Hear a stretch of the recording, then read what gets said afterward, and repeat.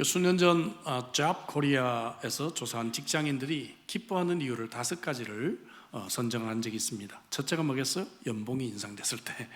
두 번째는 휴가를 받았을 때. 세 번째는 보너스 받았을 때. 네 번째는 어떤 업무를 달성했을 때. 그리고 마지막 5번째는 상사로부터 칭찬을 받았을 때. 이 5가지가 참 기뻤다라고 이야기를 합니다. 네, 여러분, 이 돈이라든지 휴가, 성취감, 인정받고 이런 것들은 여러분 금방 사라지는 기쁨입니다. 그러나 빌립보서에서는 우리에게 더 이상 갈증이 없고 영원하고 위대한 기쁨이 무엇인지를 우리들에게 말해주고 있습니다. 오늘 읽은 본문 빌립보서 2장 앞부분에서 겸손과 섬김을 실천하신 예수님에 대해서 말하면서 2장 후반부에 3사람을 소개합니다.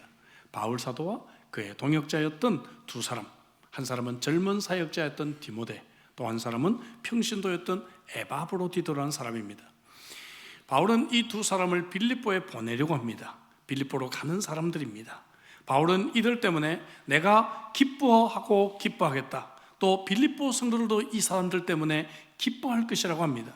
그래서 바울 사도는 이 둘을 모델로 해서 이 위대한 기쁨의 인생이 무엇인지를 우리들에게 소개하고 있는 것입니다.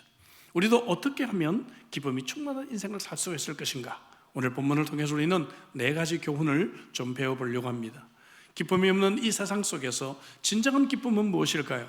만약 저와 여러분들이 이런 모습들을 우리가 가질 수만 있다면 우리도 위대한 기쁨의 인생을 살아갈 수가 있을 것이며, 반대로 이러한 것들이 없다면 세상에 그 어떤 것들을 가진다 해도 우리의 그 기쁨은 일시적인 기쁨이 되고 말 것입니다.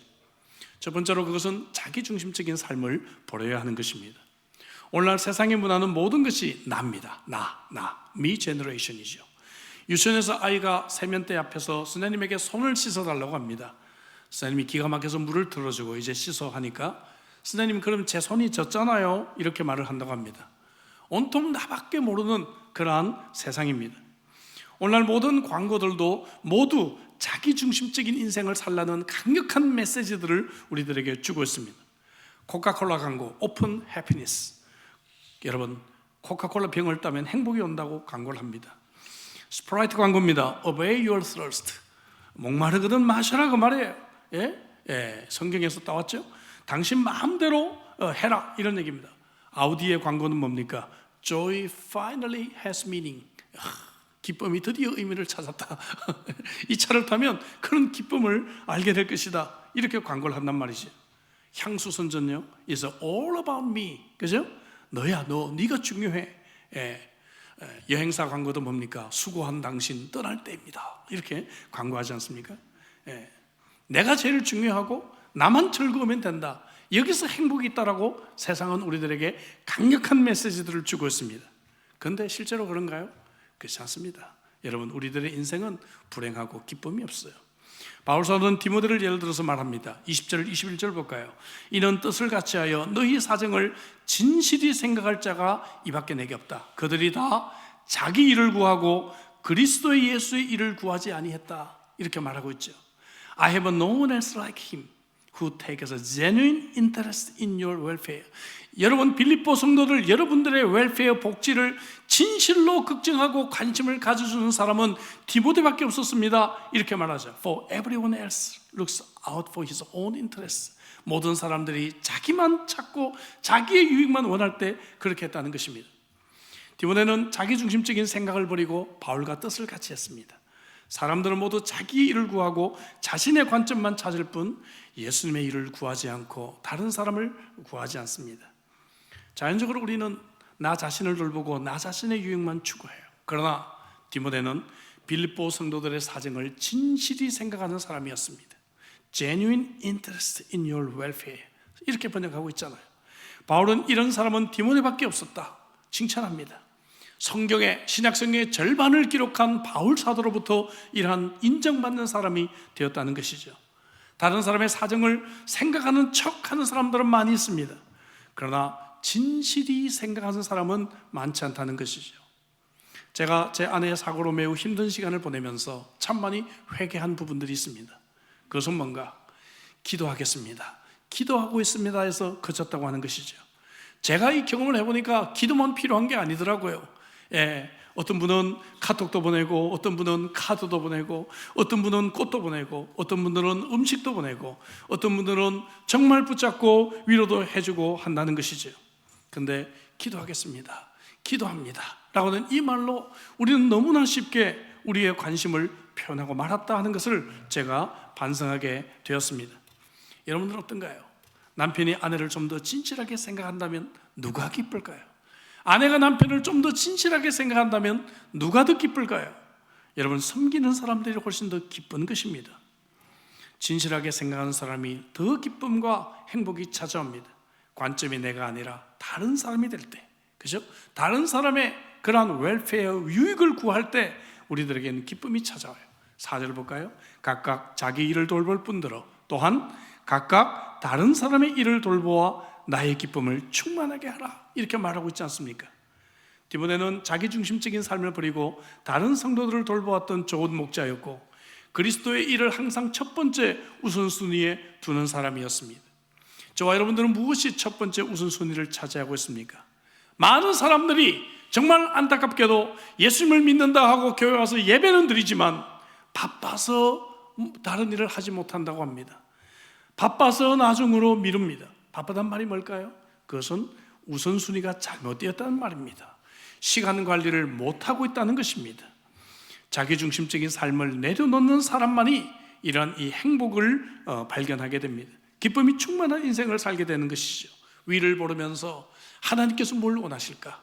교회가 무엇이 필요할까를 보는 사람, 옆을 보면서 내 아내와 내 자녀들이, 내 남편이 혹은 또 우리의 교우들이 무엇이 필요할까를 늘 생각하는 사람, 이런 사람이 위대한 기쁨을 발견할 수 있는 사람입니다. 바울사도는 고린도전서 10장 33절에서 권고합니다. 나와 같이, 같이 읽을까요? 다 같이. 나와 같이 모든 일에 모든 사람을 기쁘게 하여 자신의 유익을 구하지 아니하고 많은 사람의 유익을 구하여 그들로 구원을 받게 하라. 여러분 아멘이십니까? 자신의 유익을 구하지 아니하고 많은 사람의 유익을 구할 때 우리에게 위대한 기쁨이 찾아옵니다. 두 번째로 이 위대한 기쁨은 신뢰받는 사람이 될 때 기쁨이 찾아옵니다. 나를 신뢰한 사람이 많아지면 많아질수록 기쁨은 커집니다. 반대로 나를 신뢰한 사람이 없으면 없을수록 불행합니다. 어떻게 신뢰받는 사람이 되는가? 가장 중요한 것은 책임감입니다. 책임감 있는 사람이 되어야 돼요. 의지할 수 있는 사람이 되어야 됩니다. 바울사도는 디모데를 아들과 같이 신뢰하고 있습니다. 22절에 디모데 연단을 너희가 안 하니 자식이 아버지에게 함같이 나와 함께 복음을 위하여 수고하였다, 이렇게 말하고 있죠. 영어 성경 중 하나는 디모데를 신뢰받을 만한 사람으로 증명됐다, 이렇게 번역합니다.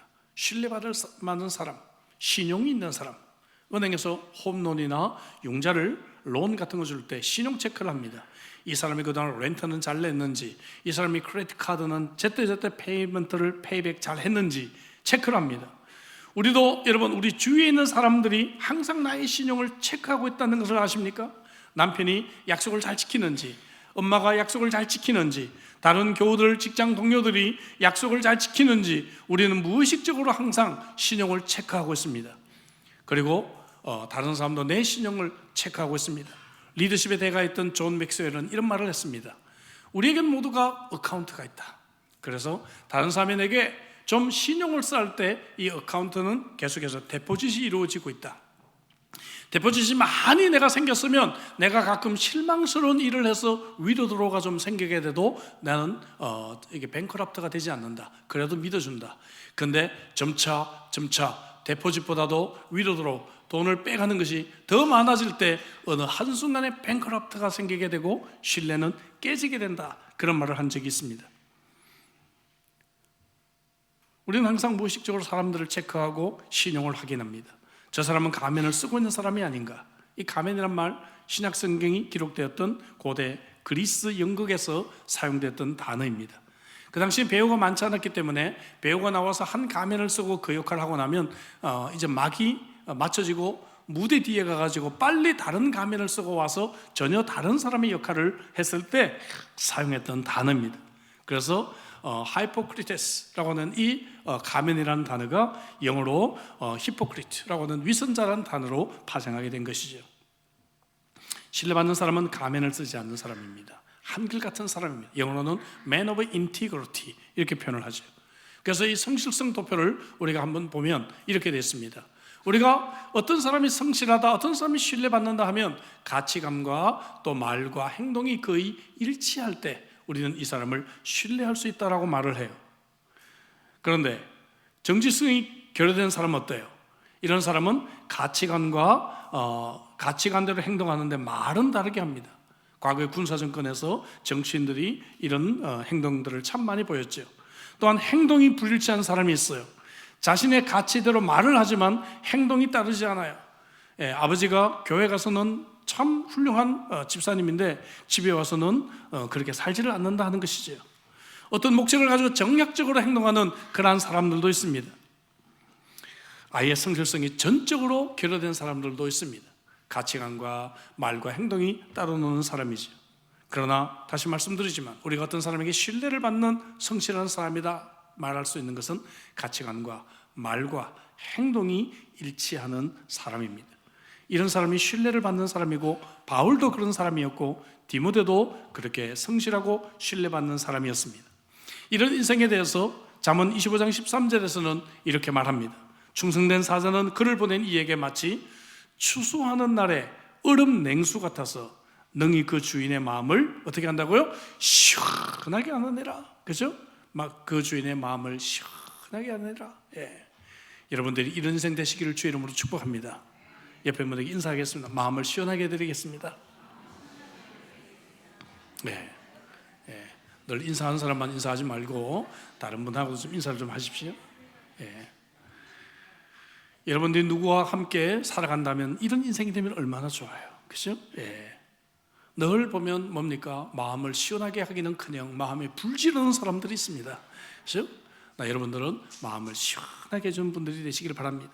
반대로 잠언 25장 19절에 환난 날에 진실하지 못한 자를 의뢰하는 것은 부러진 이와 위골된 발 같으니라. 부러진 이가 부러졌어요. 또 발뼈가 어긋나 있습니다. 진실하지 못한 자를 신뢰하는 자는 이와 같다 그래요. 영어 성경 좀 더 구체적이죠. 그죠? Putting confidence in an unreliable person is like chewing with a toothpick. 이가 이 치통이 있는데 이 치통이 있는 이로 막 음식을 씹는다고 생각해보세요. Working on a broken foot. 그죠? 이 부러진 발로 걷는다고 생각해보세요. 얼마나 고통스럽습니까? 여러분, 약속한 것은 손해를 보더라도 지켜야 합니다. 맞습니까, 여러분? 이런 사람들이 신뢰가 있어요. 가족과 약속했는데 골프 치러 나가버리고, 이래서 가정이 자꾸 신뢰가 깨지고 있는 것입니다. 교회에서 사역을 여러분 맡은 것 하나님과 약속한 것입니다. 끝까지 지키셔야 됩니다. 내가 좀 어려움이 생겨도, 내가 피치 못할 사정이 생겨도 약속을 잘 지키고 책임을 잘 지키는 사람, 이런 사람들이 행복한 사람이고 이런 사람들이 위대한 인생을 살아갈 수 있는 사람입니다. 나아가 기쁨이 충만한 인생은 함께 일하는 법을 배울 수 있는 사람입니다. 나하고 전혀 다른데 이 사람과 함께 일하는 법을 배울 때 우리가 몰랐던 기쁨이 있어요. 여러분, 이것은 학교에서 절대로 배울 수가 없습니다. 가정에서 부모들이 가르쳐야 하는 것입니다. 바울은 디모데를 언급할 때 22절에서 나와 함께 복음을 위해 수고했다 이렇게 말합니다. 디모데는 함께 일할 수 있는 사람이었어요. 사실 보면 바울과 디모데는 나이 차가 굉장히 많았어요. 그죠? 이 세대를 뛰어넘어서 사역할 수 있는 사람이었다는 것이죠. 여러분, 어렸을 때부터 교회를 섬기는 것 이렇게 한번 가르쳐 볼 필요가 있습니다. 자녀와 함께 한 곳에서 사역해 보는 거 얼마나 여러분 멋져요. 한번 이런 일들이 일어나면 좋겠습니다. 우리 교회도 지금 주일학교 중고등부 청년들 교사 일색인데 장년교사가 좀 있어야 됩니다. 장년교사도 필요하고 장년과 청년들이 함께 어울려서 한 팀을 이루는 것이 필요하다는 것이죠. 함께 일하는 특징은 에바브로디를 통해 더욱 분명하게 언급되고 있습니다. 25절 보니까 그러나 에바브로디도를 너에게 보내는 것이 필요한 줄로 생각하노니 그는 나의 형제요 함께 수고하고 함께 군사된 자요 너희 사자로 내가 쓸 것을 돕는 자다 이렇게 말을 하고 있습니다.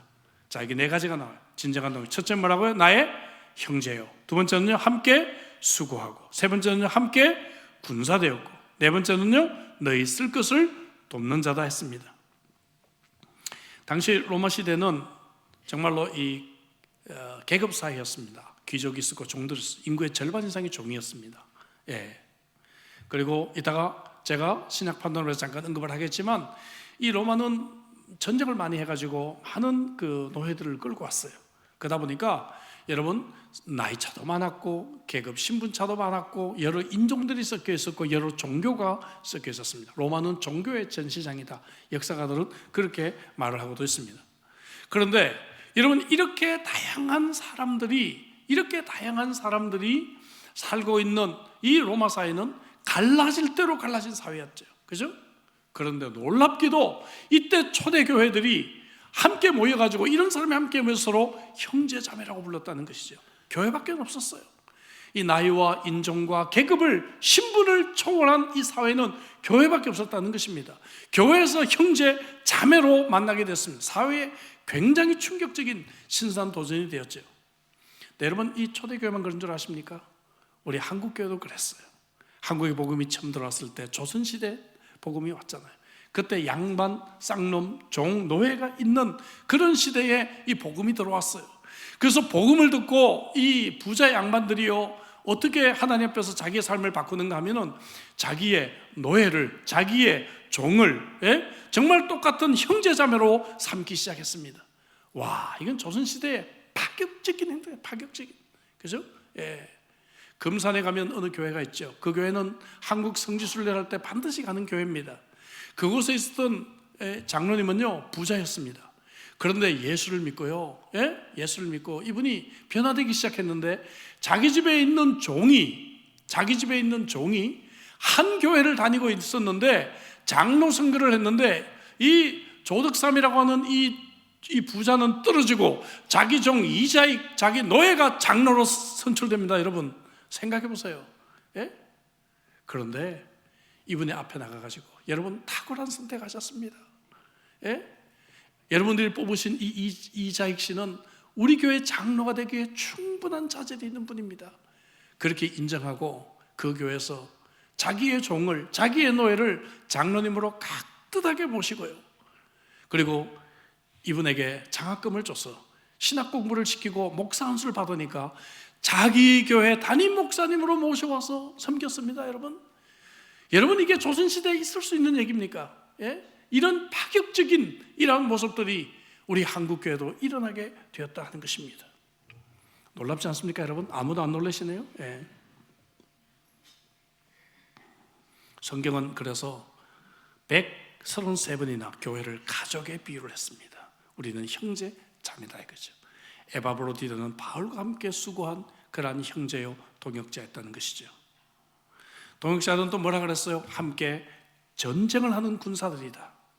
당시 로마가 전쟁에서 승리했던 비결을 역사가들은 이렇게 평가를 합니다. 다른 나라 군대와는 달리 항상 어깨를 나란히 하고 모여서 밀집 대응으로 전쟁을 했기 때문이다. 여러분 지금 이렇게 전쟁하면 다 죽어요, 그죠? 지금은 전쟁이 그렇지 않지만 옛날에는 어떻게 해요? 칼과 창과 화살로 싸웠기 때문에 밀집 대응으로 싸웠을 때 이겼다 그래요. 그래서 이 로마가 가는 곳마다 승리했다고 역사가들은 말을 합니다. 여러분 우리 모두가 전열에서 이탈하지 않고 어깨를 나란히 해서 우리가 함께 밀집 대응으로 동역할 때 우리가 승리할 줄로 믿습니다. 바울은 또 나아가서 나의 쓸 것을 돕는 사람이다. 그렇죠? 이렇게 여러분 교우들을 형제라고 부르고 동역자로 부르고 군사로 부를 수 있는, 여러분 이러한 또 쓸 것을 공급할 수 있는 환경은 소그룹이라고 하는 환경이에요. 대그룹에서는 이렇게 하기가 어렵습니다. 그러나 다락방으로 모였을 때, 사랑방으로 모였을 때, 혹은 사역 소그룹으로 모였을 때 이러한 나눔이 가능하게 된다는 것입니다.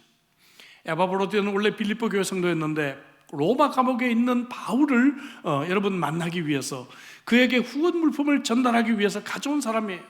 그래서 26절에 그가 너희 무리를 간절히 사모하고 자기가 병든 것을 너희가 들은 줄을 알고 심히 근심했다. 물품을 가져오는데 거리가요 1300km 정도 됩니다. 시드니에서 아델라이드까지 가는 거리예요. 우리는 운전해서 가기도 힘들어요. 그죠? 이 거리를 걸어갔습니다. 부산에서 출발하면 압록강 건너서 블라디보스토크까지 가는 거리예요. 1300km를 여러분 바울 사도가 쓸 물품을 가지고 걸어갔다는 거예요. 걸어갔어요. 예? 예. 여러분들이 제가 130km 떨어진 13km 떨어진 곳에 제가 감옥에 있으면 물품을 가지고 걸어오시겠습니까? 네.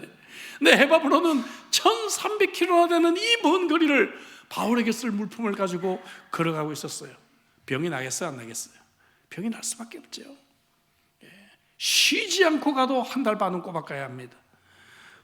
근데 그의 질병은 서로를 걱정해주고 서로를 배려준 은혜의 통로가 되었어요.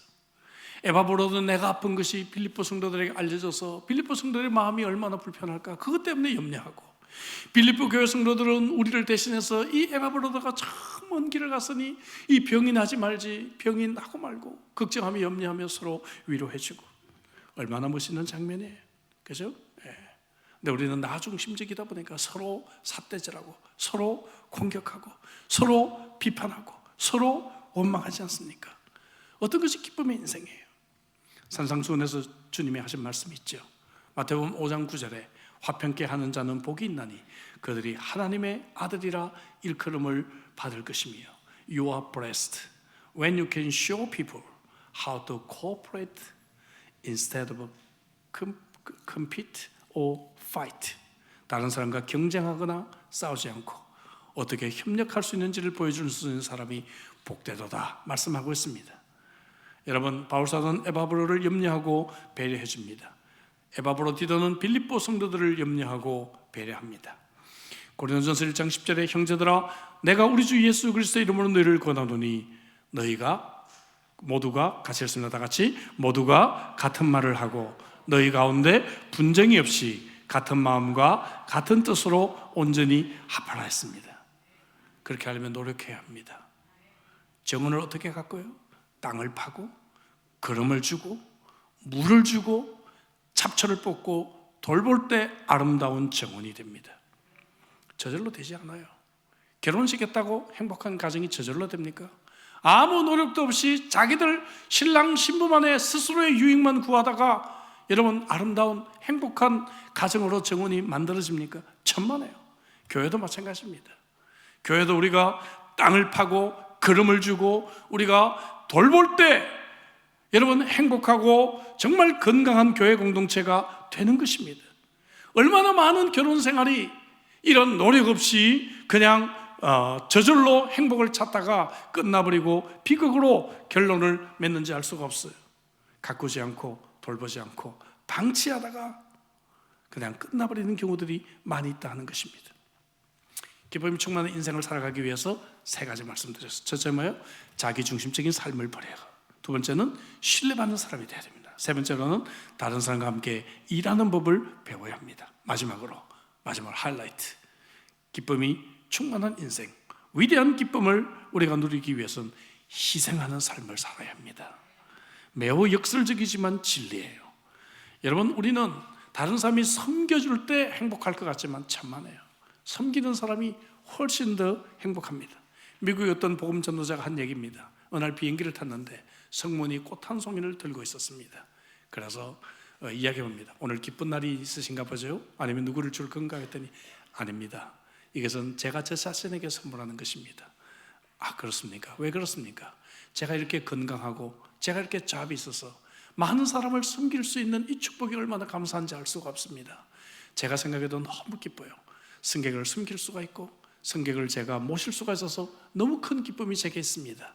그래서 너무 제 자신이 대견스럽고 너무 기뻐서 이렇게 꽃을 들고 있는 것입니다 라고 말하는 것을 들었다고 합니다. 여러분, 우리들에게는 여러분 예수 그리스도라는 기쁨이 있고 우리들에게는 가족이 있고 우리들에게는 교회 공동체가 있는데 왜 우리는 이런 기쁨이 없을까요? 왜 기쁨을 찾을 수가 없을까요? 우리는 희생할 때, 섬길 때 위대한 기쁨을 경험하게 되는 것입니다. 바울이 디모데를 언급할 때도 22절에 그가 연단을 받았다, 고난 속에서 기쁨이 있는 것이죠. 에바브로디도를 말할 때 27절에 그가 병들어 죽게 되었으나 하나님이 그를 긍휼히 여겼고, 30절에 그가 그리스도인을 위하여 죽게 이르러도 자기 목숨을 돌보지 아니했다라고 말합니다. 병들어 죽기까지 내가 정말 남을 숨기고 하나님을 숨기고 우리가 정말로 희생해 본 사람들은 위대한 기쁨이 무엇인지를 비로소 알 수가 있는 것입니다. 저는 헨리 나우엔의 이야기를 가끔 합니다. 신학적으로는 이 사람과 맞지가 않아요. 그러나 여러분, 이 사람이 섬겼던 그 일은 우리들에게 많은 그러한 도전을 주고 있습니다. 하버드 대학, 예일 대학에서 교수였던 이 사람이 어느 날 갑자기 그 모든 것들을 내려놓고 캐나다에 있는 7명의 장애인이 있는 데이브레이크 공동체의 자원봉사자로 가게 됩니다. 그곳에서 아담이라고 하는 정말 7살짜리 이 소년, 정말 온몸이 마비가 된 지체 장애아를 돌보는 것이 이 사람의 임무입니다. 24시간 이 소년 정말 이 소변을 받아주고 대변을 받아주고 몸을 닦아주고 음식을 차려주고 하는 것이 이 사람의 임무예요. 그는 아담이라는 책에서 고백합니다. 처음에는 내가 아담을 숨기는 줄 알았다. 그런데 하나님이 깨닫게 하신 것은 아담이 나를 숨긴 것이다. 아담이 나를 숨긴 것이다. 아담을 통해서 나는 정말 하나님을 알게 되었고, 아담을 통해서 진정한 복음을 알게 되었고, 아담을 통해서 진정한 기쁨과 행복이 무엇인지를 배우게 되었다. 그는 그런 고백을 하게 되는 것입니다. 사랑하는 성도 여러분, 에바브로디도를 생각해 보십시오. 감옥에 있는 사도를 위해서 잠시도 쉬지 않고 그는 걸어갔을 것입니다. 이 물품을 기다리고 있는 이 바울 사도, 그의 생각은 온통 이 바울 사도로 가득 차 있었을 것입니다. 그리고 그의 몸은 비록 병들어 죽기까지 그가 몸이 힘들었지만 그 마음은 위대한 기쁨으로 충만하지 않았겠어요. 여러분들은 어떻게 살고 계십니까? 여러분들은 왜 화가 나 있습니까? 여러분들은 행복이 없습니까?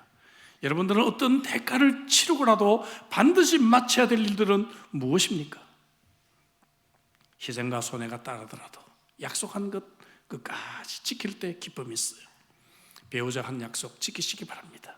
자녀에게 한 약속 지키시기 바랍니다. 교회 앞에 한 약속 지키시기 바랍니다. 하나님 앞에 약속한 것 지키시기 바랍니다.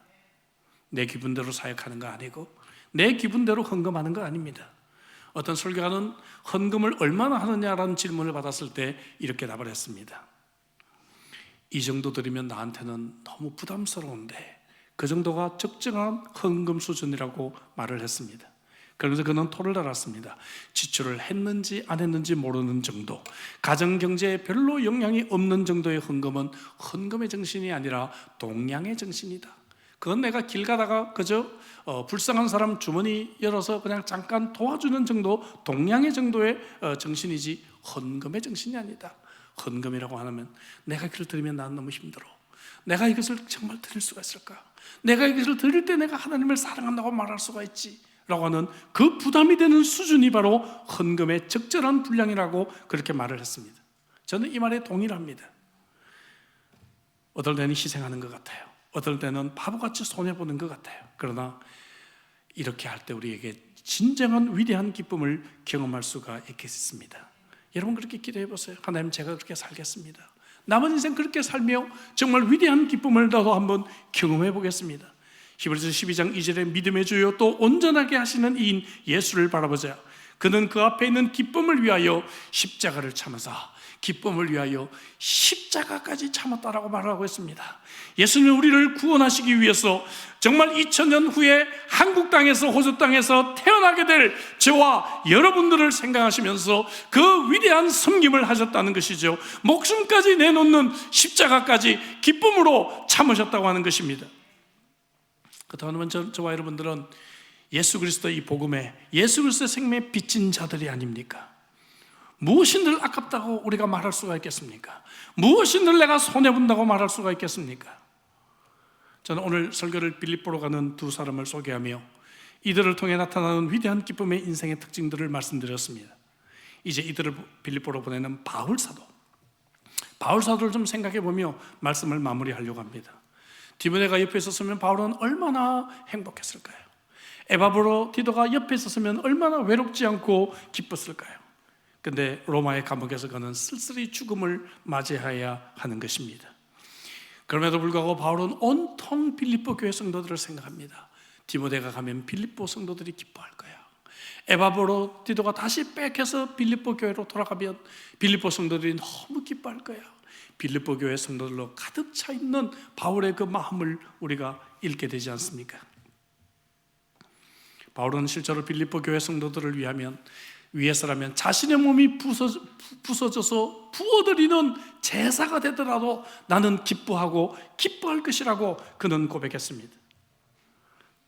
다른 성도들을 위해 희생을 기꺼이 각오하는 그리스도인의 모범을 바울은 보여주고 있는 것입니다. 이것이 바로 2장 앞부분에서 예수님이 이 땅에 오시고 십자가를 지신 일입니다. 그리고 예수님을 따르는 제자들인 저와 여러분들이 이렇게 따라가고 이렇게 살 것을 우리들에게 촉구하고 있습니다. 그리고 이런 인생이야말로 위대한 기쁨의 인생이라고 우리를 격려하고 있습니다. 여러분 어떻게 사시겠습니까? 항상 나만 생각하고 내 유익만 생각하고 내 기준대로만 인생을 사시겠습니까? 아니면은 오늘 이 말씀처럼 정말로 내가 앞으로 살아가는 그 인생이 나의 유익을 구하지 않고 정말 사람들에게 신뢰를 받는 사람이 되고, 그리고 어렵지만 함께 동역하는 사람이 되고, 희생까지 내가 하면서 위대한 기쁨을 누리는 그런 인생이 되기를 여러분들은 원하십니까? 남아있는 인생이 여러분들에게 위대한 기쁨의 인생이 되시기를 주의 이름으로 축복합니다. 기도합시다. 주신 말씀 가지고 우리 기도하겠습니다. 왜 살면서 기쁨이 없을까요? 내 중심적으로 모든 것을 생각하니까. 어떻게 하면 내 유익을 구하고, 어떻게 하면 내 자존심을 찾고, 어떻게 하면 나에게 더 이로운 것인가를 찾을 때 우리는 원망이 있습니다. 우리는 불평하기 시작합니다. 그러나 여러분, 하나님의 것을 구하고 다른 사람의 유익을 구할 때 우리들에게는 기쁨이 찾아오기 시작합니다. 인생에 남은 날 동안에 우리의 관점을 바꾸고 내가 하나님과 사람에게 신뢰받는 사람이 되고 약속을 지키고 함께 동역하고, 그리고 내가 기꺼이 헌신할 때 하나님이 주시는 위대한 기쁨을 회복할 수가 있을 것입니다. 주신 말씀 가지고 우리 한번 기도할까요? 하나님, 남은 인생 이렇게 살 수 있도록 나를 도와주시고 오늘 우리가 당장 이런 부분들을 내 삶 속에서 실천하게 하옵소서. 결단의 기도로 나가겠습니다. 기도하겠습니다. 하나님 감사합니다.